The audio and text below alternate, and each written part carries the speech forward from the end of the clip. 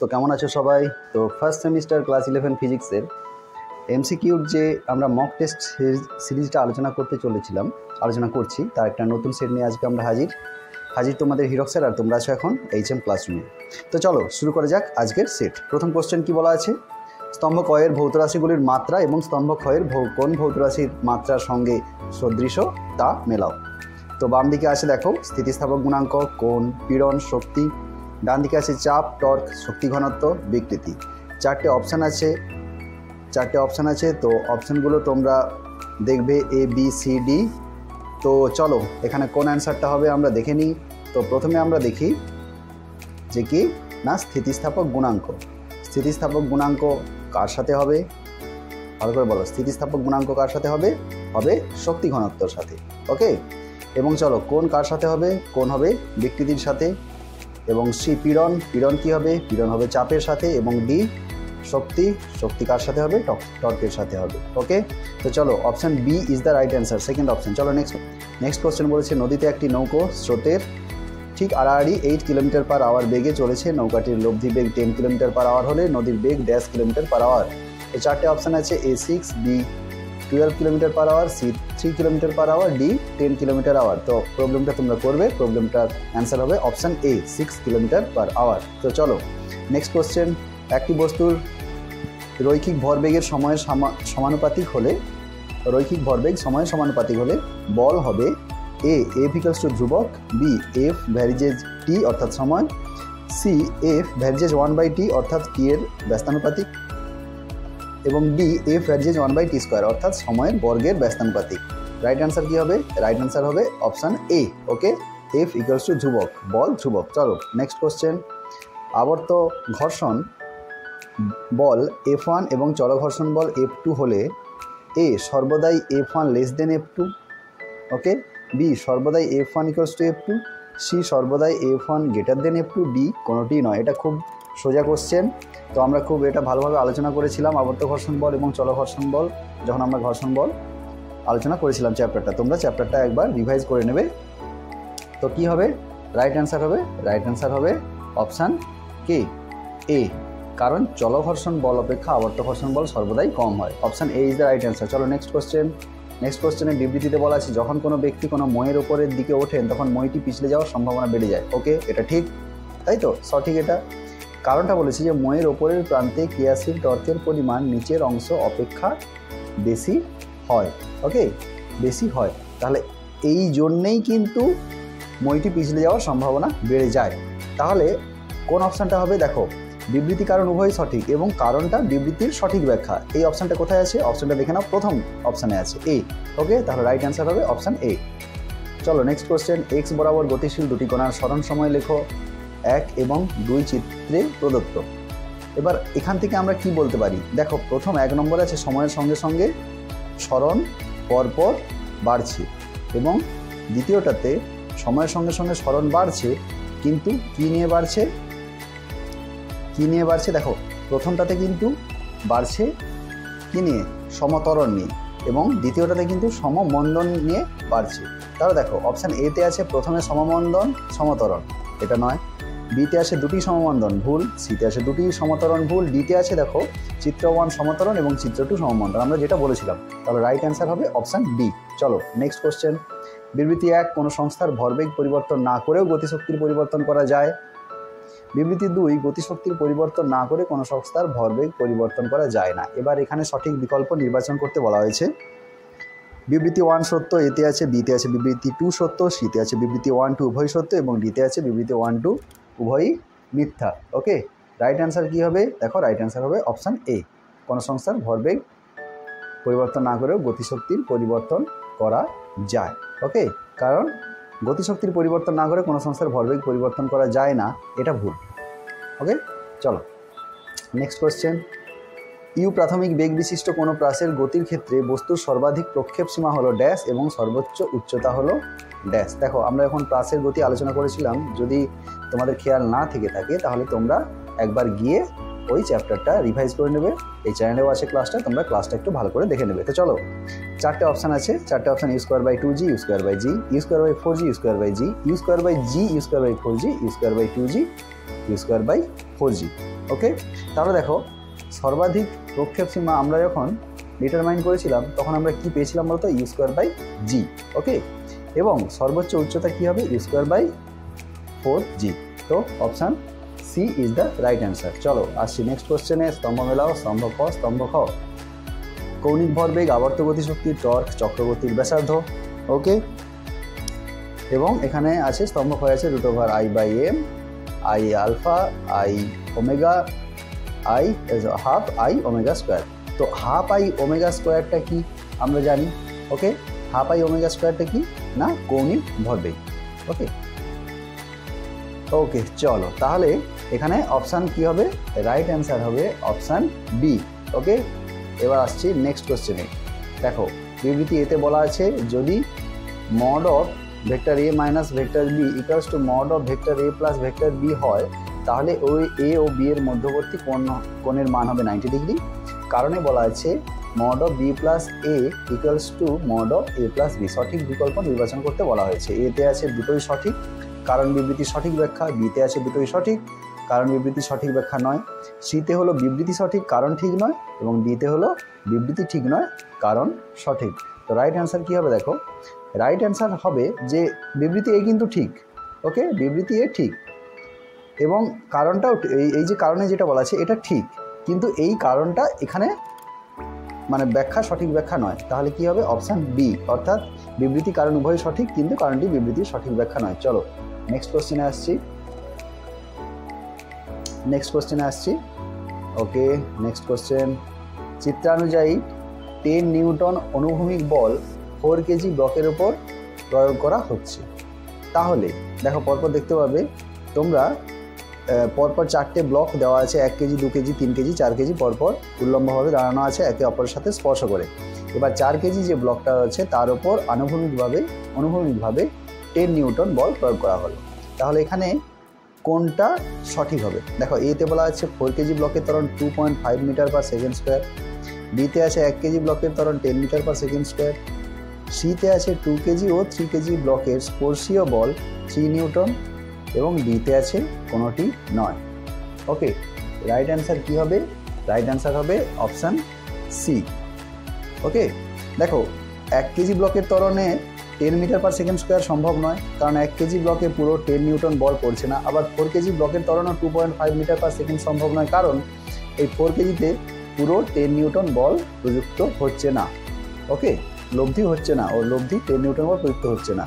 তাহলে কি হবে অপশানটা দেখো, 2 কেজি এবং 3 কেজি ব্লকের স্পর্শীয় বল 3 নিউটন।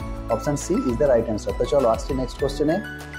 নেক্সট কোশ্চেন কি বলেছে যে দেখো বিবৃতি একে বলেছে একটি নির্দিষ্ট সময়ের অবকাশে কণার গড় দ্রুতি কখনো গড় বেগের মানের কম হবে না। বিবৃতি 2, একটি কণার তাৎক্ষণিক বেগের অভিমুখ সর্বদা গতির অভিমুখ বরাবর হয়।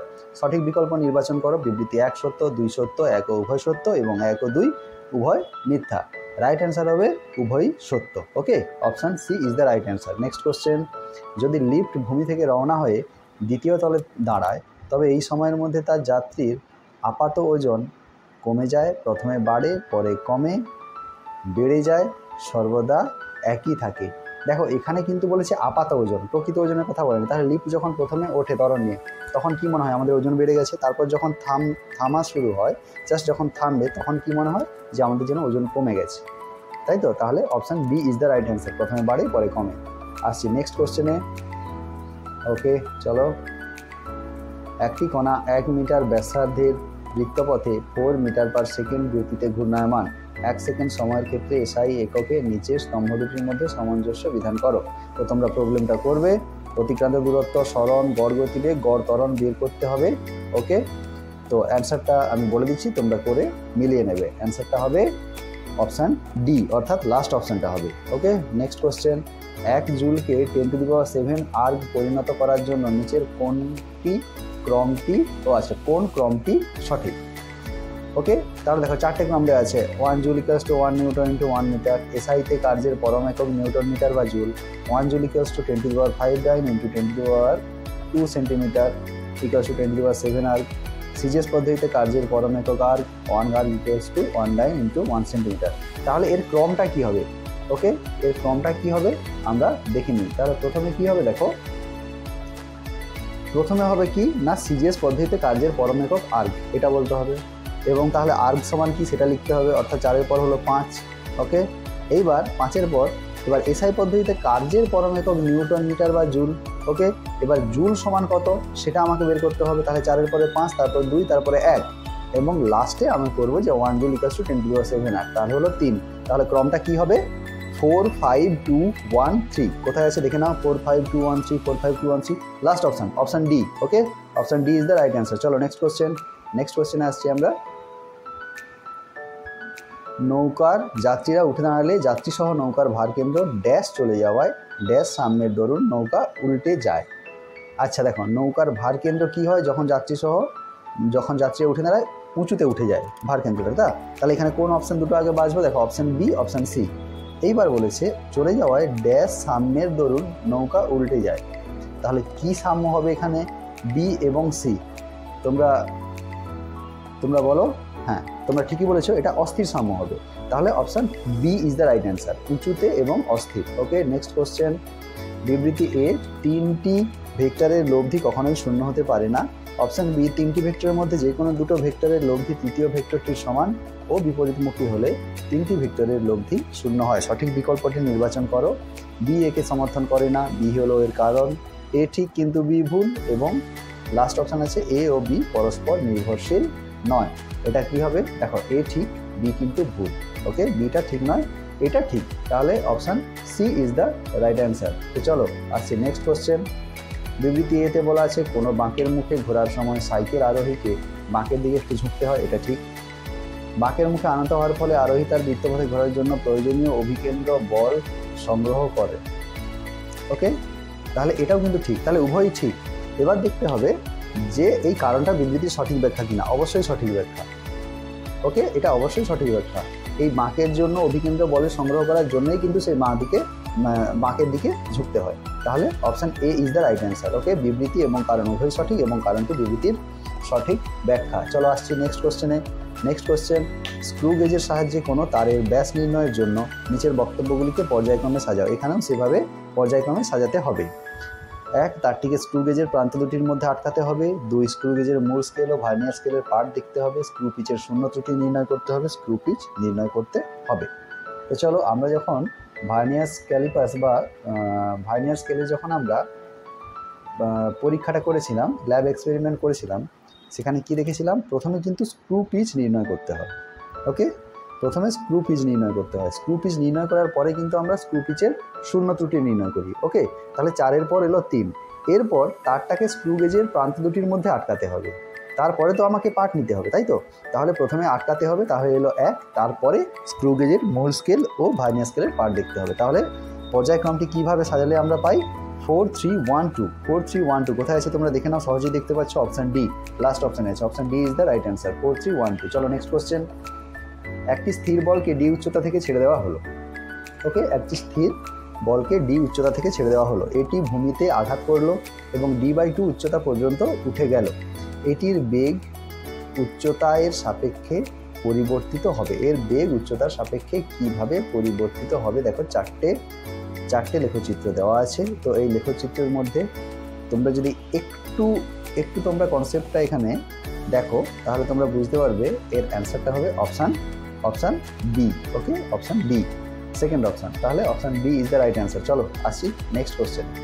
দৃঢ় বস্তুর ভরকেন্দ্র নির্ভর করে কিসের ওপর, দেখো বস্তুর ঘনত্বের ওপর। এতে বলা আছে, বিবৃতিতে বলা আছে বস্তুর ভরের ওপর। সিতে বলা আছে বস্তুর ভর বিন্যাসের ওপর। ডিতে বলা আছে বস্তুর আকারের ওপর। এইবার দেখো, আমরা আগে দেখি কিসের ওপর। যদি ঠিক হয় তাহলে ফলস হবে, ট্রু হবে, এবং ভুল হলে ফলস হবে। দৃঢ় বস্তুর ভরকেন্দ্র বস্তুর ঘনত্বের ওপর নির্ভর করে কি, না করে না, তাহলে ফলস। বস্তুর ভরের উপর নির্ভর করে, অবশ্যই হ্যাঁ ঠিক, তাহলে ট্রু। বস্তুর ভর বিন্যাসের উপর নির্ভর করে, অবশ্যই ঠিক, ট্রু। বস্তুর আকারের উপর নির্ভর করে, না, ফলস। তাহলে কি হবে, ফলস, ট্রু, ফলস। কোথায় অপশানটা আছে, দেখো অপশান এতে আছে, অর্থাৎ option A is the right answer. চলো নেক্সট কোশ্চেন। প্রাসের প্রক্ষেপ পথের সমীকরণ। বৃত্তাকার, অধিবৃত্তাকার, সরলরেখা, পরাবৃত্তাকার। প্রাসের প্রক্ষেপ পথের সমীকরণ। ওকে, তাহলে কি হবে, এটা হবে অধিবৃত্তাকার। ওকে, তো চলো আসছি এরপর আমরা নেক্সট কোশ্চেনে। ক্ষমতা সমান বল ইন্টু কি, বলো, এটা কিন্তু আমরা প্রবলেমটা করেছিলাম।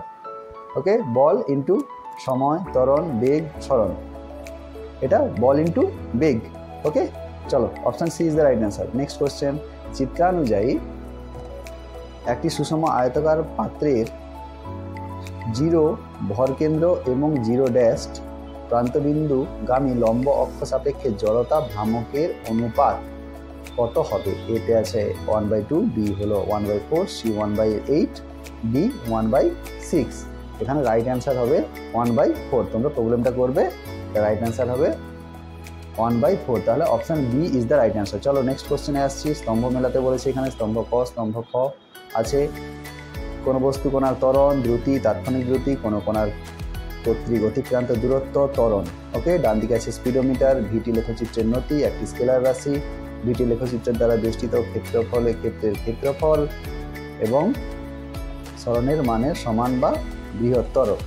তো এখানে রাইট অ্যান্সার হবে, তোমরা মিলিয়ে মিলিয়ে দেখবে, রাইট অ্যান্সার হবে অপশান ডি, অর্থাৎ লাস্ট অপশানটা হবে। Option D is the right answer.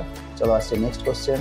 বিবৃতি 1, ভারী যন্ত্রপাতিতে ঘর্ষণ হ্রাস করার জন্য রোলার বেয়ারিং ব্যবহার করা হয়। ঠিক, রোলার বেয়ারিং গতির বা বিসর্প ঘর্ষণকে আবর্ত ঘর্ষণে রূপান্তরিত করে।